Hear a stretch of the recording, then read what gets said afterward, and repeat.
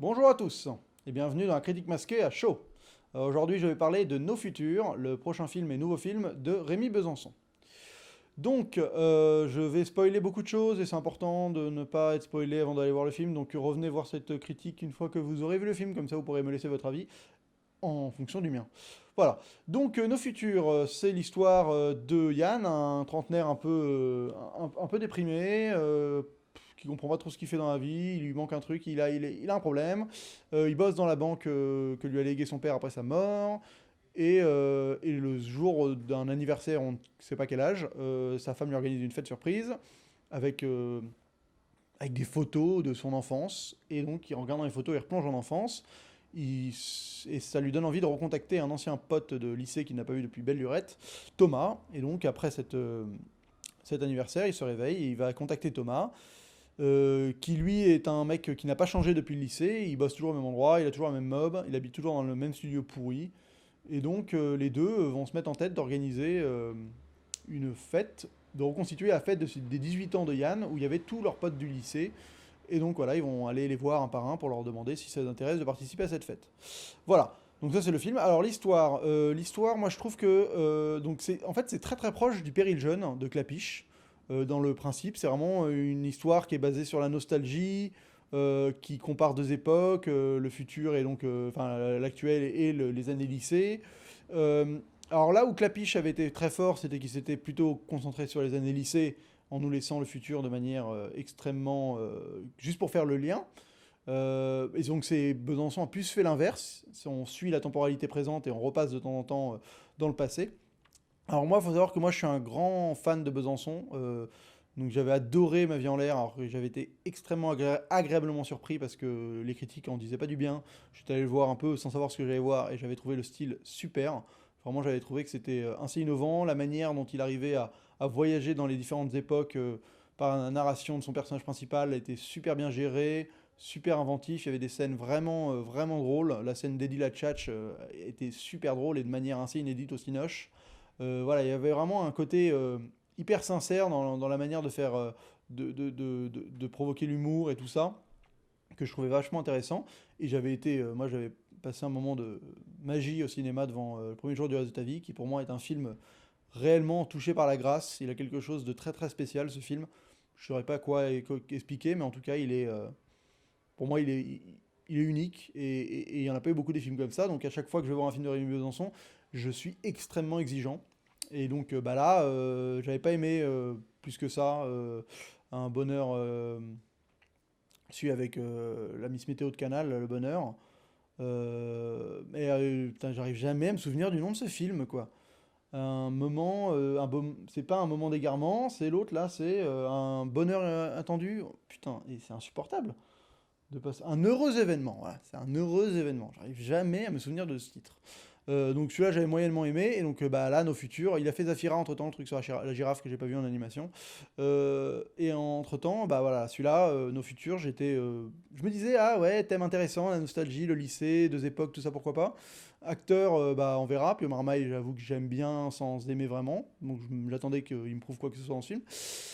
Et donc bah voilà donc je m'attends toujours à quelque chose qui va vraiment me prendre aux tripes et tout et bon bah là j'ai pas été non plus transporté que ça.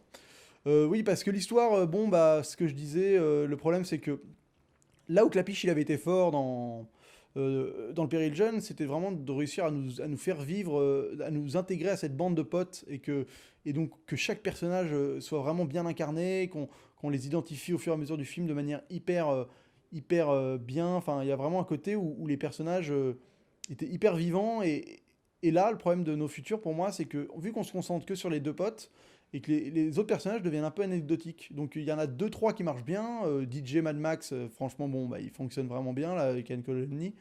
Mais les autres, ils apparaissent un peu de manière. C'est-à-dire que la première fois qu'on les voit dans la soirée, donc il fait un plan séquence subjectif de Yann qui se bat dans la soirée et qui rencontre ses potes au fur et à mesure. Franchement, ils marquent pas vraiment tous. Ils sont pas très marquants. Ce plan marche pas très bien d'ailleurs, je trouve. Et donc voilà, je trouve qu'il y a un côté où on a du mal à s'identifier à ce groupe de potes. On est trop. Voilà, ils sont vraiment. Il y en a certains qui sont un peu anecdotiques. Alors certes, ils ont le côté grimage, on les revoit 20 ans d'écart, donc ils sont différents, donc ça fonctionne sur certains trucs. Mais bon, c'est un peu c'est un peu le problème, je trouve qu'il y a un côté, voilà, où la navigation entre les deux époques est pas hyper bien gérée. Là où, par exemple, dans Ma vie en l'air, il avait beaucoup mieux fait la chose, par le biais de la voix off. Là, c'est tout à son honneur, il a voulu pas faire le même système, mais je trouve que, force est de constater que ça marche quand même moins bien, et que on navigue de manière un peu moins élégamment. Et d'ailleurs, au final, il fait quand même beaucoup de voix off, parce que les personnages parlent d'un truc, et on rentre dans le souvenir, et il narre le souvenir beaucoup. Donc au final, je trouve que le procédé de voyage dans le temps, d'aller-retour temporel, est pas hyper bien géré, et c'est pas ce qui fonctionne le mieux. Après, dans l'histoire, bah, faut quand même que je parle de la fin. Donc la fin, je la trouve assez dérangeante, parce que bon, le principe, c'est qu'au final, tout le film était un rêve du début, où il a rêvé tout le film. Et en fait, son pote est mort, suicidé dans la scène après cette fameuse soirée, parce qu'il a pas réussi à embrasser la meuf qu'il voulait embrasser. Alors ça pose problème parce que déjà c'est un peu un procédé un peu paresseux de scénarisation, le côté tout le film était faux en fait, voilà, ça permet de tout nouer de manière hyper rapide, tout ça. Donc c'est un peu paresseux, un peu facile, pas très élégant non plus en termes de scénario. Voilà, ça a été fait cette année dans Une rencontre de Lisa Azuelos que je trouvais pourri, enfin le principe vraiment là j'ai vraiment pas du tout aimé. Bah là ça m'a un peu fait ce truc là. Alors certes c'est le genre de procédé qui demande une deuxième lecture parce qu'évidemment il a semé des graines tout au long du film et donc au moment où bah, on apprend la fin, on repense à plein de choses, on se dit ah oui donc là ça voulait dire ça, en fait le fait qu'il ait toujours sa mob, son Minitel, tout ça c'est normal parce qu'il a pas évolué depuis 20 ans parce qu'il est mort. Enfin, voilà, plein de petits trucs comme ça qui sont dissimulés, donc il faudra revoir le film pour vraiment se rendre compte si en deuxième lecture ça apporte énormément ou pas. Je sais pas. Je vous dirai, peut-être, je ferai peut-être une vidéo exprès pour la deuxième lecture de ça. Mais en tout cas, je trouve que ça pose problème dans le principe où si tout le film est un rêve, autant le personnage de Thomas, qui est donc fantasmé, le mec qui n'a pas évolué depuis l'âge de ses 18 ans, un peu loufoque, ça fonctionne. Mais le problème, c'est les autres personnages. C'est que s'il a fantasmé tout le reste, les autres personnages devraient être un tout petit peu plus fantasmés aussi. Enfin, je trouve qu'ils sont assez timides au final, ils sont assez naturels, réalité quoi. Alors après, bon, c'est toujours explicable, mais je trouve ça dérangeant. Il y a un côté où il aurait pu aller dans le loufoque un peu plus souvent. Donc le seul personnage loufoque de ses potes, c'est le mec qui se tapait toutes les gonzesses au lycée, qui donc est devenu moche et dans une baraque pourrie, et qui se tape toujours une bombasse. Donc ça, c'est voilà, c'est le côté où on sent qu'il y a un côté où là, ils ont voulu continuer le délire il s'était pas arrêté depuis le lycée, et à la fois, il a voulu le déformer dans sa tête, mais il a toujours cet esprit-là. Mais il y a des personnages, tu comprends vraiment pas, le mec qui lit plein de livres, là, qui apparaît à la fin, le mec, dans son idée, c'était genre le philosophe qui a fait 8 ans d'études de philo, qui lisait des livres tout le temps, et il le met physio dans une boîte de nuit, enfin, toi, l'imaginaire de merde du mec, quoi, enfin, c'est pour ça, il y a plein de trucs où je comprends pas, s'il a vraiment coupé les ponts avec tous ses potes, il aurait dû les imaginer tous de manière un poil plus loufoque.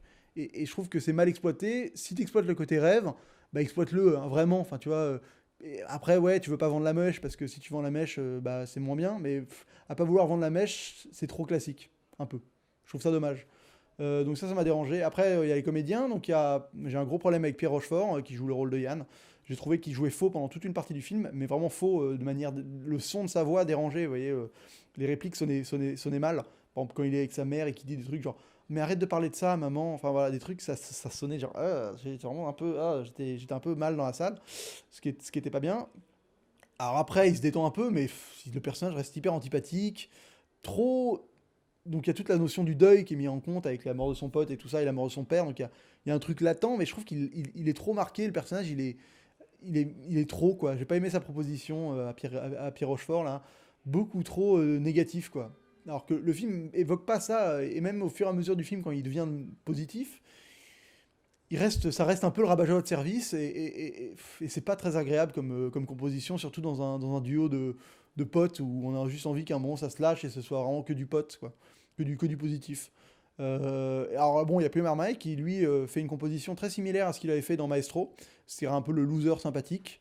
Donc ça fonctionne bien, franchement, je l'ai trouvé très agréable. Il change de ce qu'il faisait avec Besançon avant, où il était un peu plus dans des rôles un peu plus, euh, un peu plus sérieux, on va dire. Dans le premier jour du reste de ta vie, c'est pas le frère le plus le roi de la décode non plus. Donc là c'est franchement intéressant, sa compo. Mais bon, voilà, on sent qu'il traîne un peu l'autre, Pierre Rochefort, j'ai envie de dire Pierre Richard à chaque fois. Il traîne un peu Pierre Rochefort comme un boulet, je trouve, dans le film, en termes de jeu. Voilà, il est là, essaie de le rehausser, à le rendre sympathique. Et c'est dommage, je trouve qu'il y a vraiment un problème de casting sur le rôle de Yann. Je dis pas souvent ça, mais là, je l'ai trouvé. Voilà, alors après, voilà, Rémi Besançon, ça reste un réalisateur qui est quand même hyper doué, beaucoup de talent. Visuellement, il est très très doué sur plein de trucs. Je trouve qu'il est très fort dans ses transitions. Donc il y a plein de transitions qui marchent vraiment bien.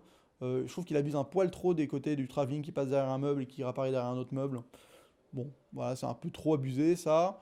Il y a deux moments, voilà, où pour rentrer dans un rêve, il fait un vieux fondu enchaîné. Enfin, il y a des moments où il aurait pu être un poil plus créatif, je m'attendais à un peu mieux de lui aussi visuellement, mais bon, il y a quand même des très beaux moments, j'aime bien les plans où il sort de la tente, qui sont très jolis graphiquement, toujours avec un véhicule qui passe à la con, des trucs comme ça qui marchent vraiment bien, la scène en boîte de nuit, où il rêve et il combat et sa copine, il l'imagine sur une autre fille, et c'est genre du trombinoscope rouge-blanc, rouge, blanc-noir, blanc-noir, blanc-noir, ça fonctionne très bien aussi ça, c'est vraiment très très très joli.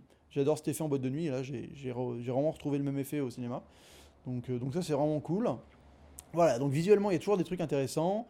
Ça reste le couloir qui mène à l'appartement de Thomas, très joli aussi. Un peu, voilà, un truc, un rêve, un peu rêve horrifique, un peu dérangeant. Mais bon, foncièrement, je m'attendais à mieux de lui, j'exige mieux de ce mec-là, parce que je sais qu'il est capable d'inculquer dans son film un esprit qui te transporte et qui te lâche pas. Et là, c'était pas le cas. Là, j'ai trouvé des trucs un peu trop forcés.